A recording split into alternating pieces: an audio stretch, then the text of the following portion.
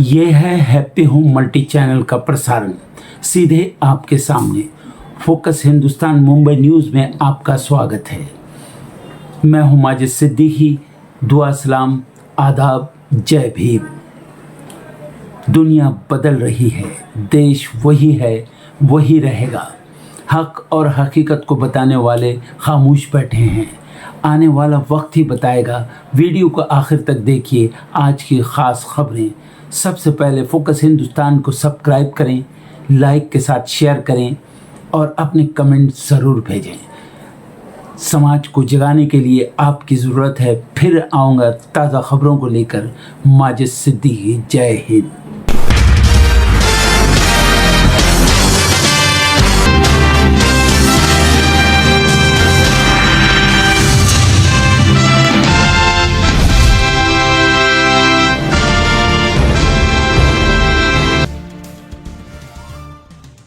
Women's day पर PM Modi, Rahul Gandhi, Priyanka Gandhi समेत कई नेताओं ने दी महिलाओं को बधाई। कई कार्यक्रम किए गए आयोजित। महिला सशक्तिकरण को दिया गया बढ़ावा।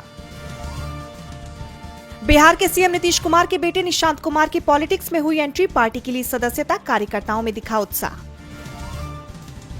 आरजेडी नेता मृत्युंजय तिवारी का बड़ा बयान। कहा, नीतीश कुमार को सीएम की कुर्सी और बिहार को नहीं छोड़ना चाहिए। नीतीश के राज्यसभा जाने के फैसले पर दिया बयान। गैस सिलेंडर की कीमतों में बढ़ोतरी का मामला। पश्चिम बंगाल की मुख्यमंत्री ममता बनर्जी का विरोध प्रदर्शन। काली साड़ियां पहनकर प्रदर्शन में शामिल हुई महिलाएं। पश्चिम बंगाल में राष्ट्रपति मुर्मू अपमान मामला। केंद्रीय गृह सचिव ने मुख्य सचिव से शाम 5 बजे तक मांगा जवाब। प्रोटोकॉल विवाद को लेकर केंद्र सरकार ने सख्त किया रुख।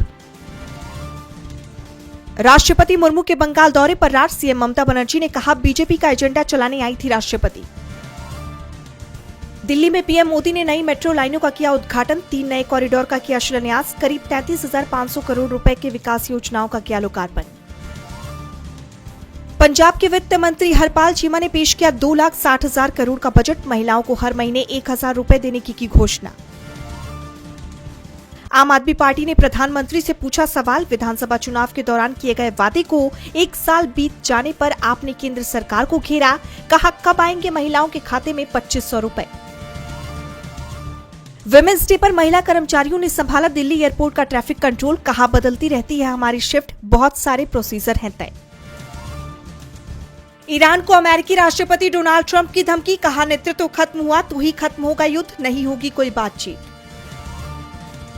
जंग के बीच ईरानी राष्ट्रपति मसूद पेजेश्कियन का बड़ा बयान। कहा, दुश्मन ईरान को युद्ध में फंसाना चाहता है, किसी को भी 1 इंच जमीन नहीं लेने देंगे। न्यूयॉर्क के मेयर जोहरान ममदानी के घर पर हमले की कोशिश। ग्रेसी मैंशन के घर के बाहर चली लाठी डंडी। नेल बम फेंकने के आरोप में 2 गिरफ्तार। जंग के चलते इजराइल की अल अक्सा मस्जिद 8वें दिन भी बंद। इस्लामी सहयोग संगठन ने की निंदा। कहा, पूजा की स्वतंत्रता के अधिकार का उल्लंघन।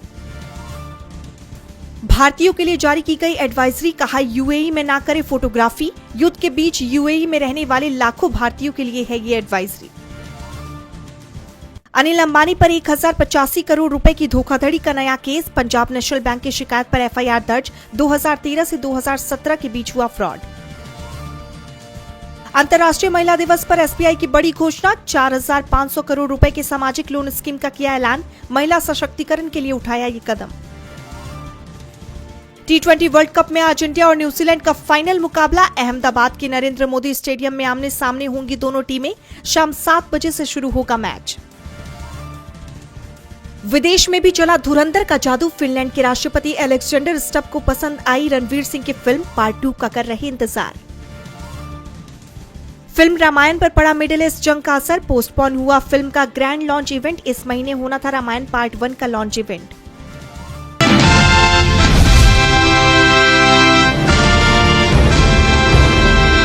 एलपीजी सिलेंडर के दाम बढ़ने के बाद मोदी सरकार पर कई सवाल उठने शुरू हो गए हैं, जिससे सरकार की टेंशन बढ़ी हुई है। और अब कांग्रेस अध्यक्ष मल्लिकार्जुन खड़गे ने इस टेंशन को दोगुना कर दिया है। उन्होंने बीजेपी सरकार की विदेश नीति पर सवाल उठाते हुए एक्स पर पोस्ट किया कि घरेलू एलपीजी सिलेंडर की कीमत में 60 रुपए की बढ़ोतरी की गई है।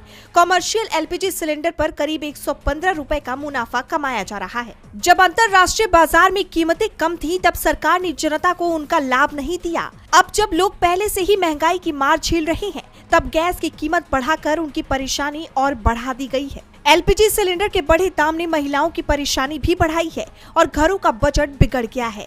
आपको याद होगा, लोकसभा में विपक्ष के नेता राहुल गांधी पहले ही चेतावनी दे चुके थे कि पश्चिम एशिया में युद्ध का असर भारत की अर्थव्यवस्था पर भी पड़ सकता है और अब ठीक वैसा ही होता नजर आ रहा है। इस बीच खड़गे के ट्वीट ने सियासी हलचल बढ़ा दी है, तो दूसरी तरफ सिलेंडर की कीमत बढ़ने के विरोध में महिला कांग्रेस कार्यकर्ताओं ने दिल्ली में प्रदर्शन किया। उनका कहना है कि सरकार का ये फैसला जनता पर अतिरिक्त बोझ डालने वाला है। देश की जनता पहले से ही महंगाई से परेशान है और ऐसे समय में गैस की कीमत बढ़ाना जन विरोधी फैसला है। महिला कांग्रेस ने मांग की कि सरकार तुरंत इस निर्णय को वापस ले।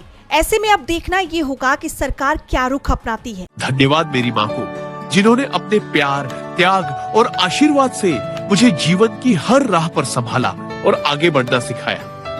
धन्यवाद मेरी धर्मपत्नी को, जो हर सुख दुख में मेरे साथ खड़ी रहती है और अपने सहयोग, विश्वास और समर्पण से मेरे जीवन को मजबूत बनाती है। धन्यवाद मेरी बेटी को, जो हमारे जीवन में खुशियां, उम्मीद और नए सपने लेकर आती है। इन सभी महिलाओं को मेरा नमन और सभी को अंतर्राष्ट्रीय महिला दिवस की हार्दिक शुभकामनाएं। ईरान के साथ जंग छेड़कर अमेरिकी राष्ट्रपति डोनाल्ड ट्रंप ने खुद ही बड़ी मुसीबत मोल ले ली है। ईरानी मिसाइलों ने अमेरिका और इजराइल की नींद उड़ा दी है और इन सब के बीच अब ट्रंप धमकियों के सहारे ईरान पर दबाव बनाने की कोशिश कर रहे हैं। ट्रंप ने कहा है कि ईरान पर आज बहुत बड़ा हमला किया जाएगा।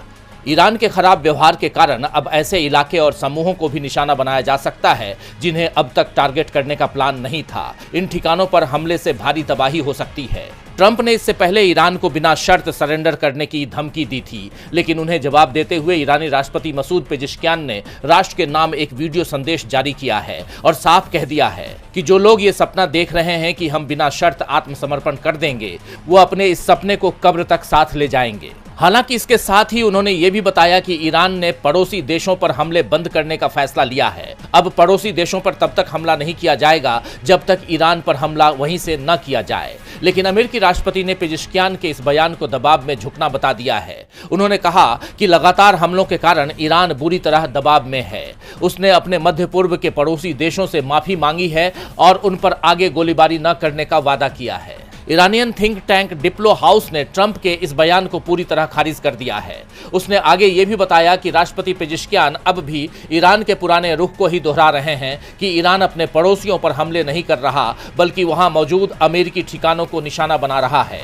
इस बीच खबर आई है कि ईरान ने यूएई के अल-दाफरा एयरबेस पर हमला किया है। यूएई के अधिकारियों ने बताया है कि पिछले 24 घंटों में उन्होंने 16 बैलिस्टिक मिसाइलों और 121 ड्रोन हमलों का सामना किया है। इराक का एयर स्पेस अब भी बंद है। उधर ईरानी सेना IRGC ने दुश्मनों के खिलाफ मिसाइल और ड्रोन हमलों की 25वीं लहर की घोषणा कर दी है। ईरान के हमलों से निपटने के लिए इजराइल के पास गोला बारूद की भारी कमी हो गई है, इसलिए उसने अमेरिका से 1000 बम खरीदने की डील की है। वहीं अमेरिकी सेना का एक B-1 लैंसर बॉम्बर भी ब्रिटेन के RAF फेयरफोर्ड एयरबेस पर उतरा है। पहले तो ब्रिटेन ने अमेरिका को अपने मिलिट्री बेस के इस्तेमाल की इजाजत नहीं दी थी, लेकिन अब अमेरिकी बॉम्बर की लैंडिंग के बाद माना जा रहा है कि वो अमेरिका के दबाव में आ गया है। लेकिन स्पेन और जर्मनी ने जरूर कड़ा रुख अपनाया है। स्पेन ने तो पहले ही अपना मैसेज दे दिया था कि नो टू वॉर, और अब जर्मनी ने भी ये कहते हुए जंग में शामिल होने से इनकार कर दिया है कि क्या ये जंग अंतर्राष्ट्रीय कानून के मुताबिक सही है। ये हमारी जंग नहीं है। यानी इस जंग को लेकर अमेरिका अंतर्राष्ट्रीय स्तर पर सवालों से घिर गया है, लेकिन ट्रंप पीछे हटने को तैयार नहीं है। वैसे अगर अमेरिका इस जंग में अपने पैर पीछे खींचता है तो उसका सुप्रीम पावर का दर्जा भी खतरे में आ सकता है। वहीं ईरान ने भी बदले की कसम खाई हुई है। ऐसे में यह जंग जल्दी खत्म होती नजर नहीं आ रही है। DB लाइव की रिपोर्ट।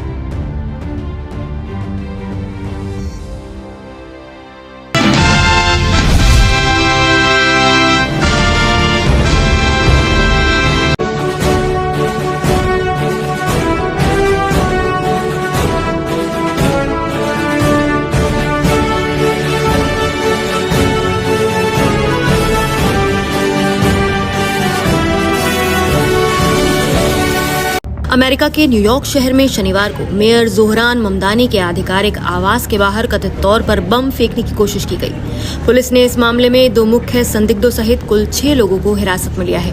घटना मेयर के सरकारी निवास ग्रेसी मैंशन के बाहर हुई, जहां रमजान के दौरान आयोजित एक विरोध प्रदर्शन अचानक हिंसक टकराव में बदल गया। न्यूयॉर्क पुलिस विभाग यानी NYPD के अनुसार घटना स्थल से एक संदिग्ध डिवाइस बरामद किया गया, जो एक कांच के जार में बनाया गया था। इस जार को काले टेप से लपेटा गया था और उसके अंदर नट, बोल्ट, स्क्रू और एक फ्यूज लगाया गया था। पुलिस अधिकारियों का कहना है कि इस तरह की वस्तु अक्सर इम्प्रोवाइज्ड एक्सप्लोसिव डिवाइस यानी IED के रूप में इस्तेमाल की जाती है। हालांकि अभी विशेषज्ञ ये जांच कर रहे हैं कि ये वास्तव में विस्फोटक था या केवल डर फैलाने के उद्देश्य से बनाया गया एक नकली उपकरण है। New York police commissioner Jessica S Tisch ने प्रेस कॉन्फ्रेंस में बताया कि प्रत्यक्षदर्शियों ने एक डिवाइस को हवा में उड़ते हुए देखा, जिससे आग और धुआं निकल रहा था। उनके अनुसार डिवाइस हवा में जलती हुई दिखाई दी और पुलिस बैरियर से टकराने के बाद कुछ फीट दूर जाकर बुझ गई। ये घटना पुलिसकर्मियों के बेहद करीब हुई, जिससे मौके पर मौजूद सुरक्षा बलों में भी अफरा तफरी मच गई। रिपोर्ट्स के अनुसार ये पूरा विवाद उस समय शुरू हुआ जब दक्षिणपंथी सोशल मीडिया इन्फ्लुएंसर जेक लैंग द्वारा आयोजित एक एंटी इस्लाम प्रदर्शन के सामने बड़ी संख्या में काउंटर प्रोटेस्टर्स भी इकट्ठा हो गए। दोनों पक्षों के बीच तीखी बहस और धक्का मुक्की शुरू हो गई। स्थिति तब और बिगड़ गई जब कथित तौर पर एंटी इस्लाम समूह के एक सदस्य ने काउंटर प्रोटेस्टर्स पर पेपर स्प्रे का इस्तेमाल कर दिया। पुलिस जांच के अनुसार करीब 20 मिनट बाद एक 18 वर्षीय काउंटर प्रोटेस्टर ने एक डिवाइस में आग लगाकर उसे प्रदर्शन क्षेत्र की ओर फेंक दिया। ये डिवाइस सड़क के क्रॉसवॉक पर जा गिरा। इसके तुरंत बाद वही युवक अपने 19 वर्षीय साथी के पास भागा और इससे दूसरा डिवाइस लिया। उसने उसे भी जलाया, लेकिन पुलिस के तेजी से घेराबंदी करने पर वो उसे सड़क पर ही गिराकर भागने की कोशिश करने लगा। दोनों युवकों को वहीं से पकड़ लिया गया। घटना के समय मेयर जोहरान ममदानी और उनकी पत्नी रामा दुबाजी आवास के अंदर मौजूद थे।